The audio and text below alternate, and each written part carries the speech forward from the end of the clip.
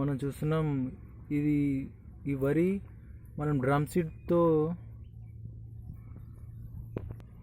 ఇప్పుడు మనం చూస్తున్న వరి అయితే మనం డ్రమ్ సీడ్తో మనం నాటు వేసుకోవడం జరిగింది. సో రెగ్యులర్గా వేసుకునే నాట్ల కన్నా ఈ డ్రమ్ సీడ్తో వేసుకున్న నాటు చాలా బాగా ఈల్డింగ్ అనేది వస్తుంది.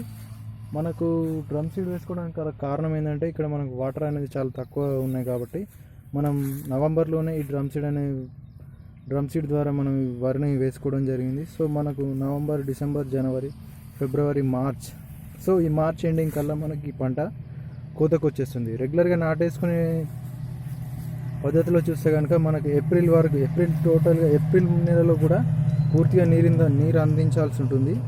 సో అందువల్ల మనకు నీరు తక్కువ ఉండడం వల్ల మనం నవంబర్లోనే ఈ డ్రమ్ సీడ్లో వేసుకోవడం జరిగింది.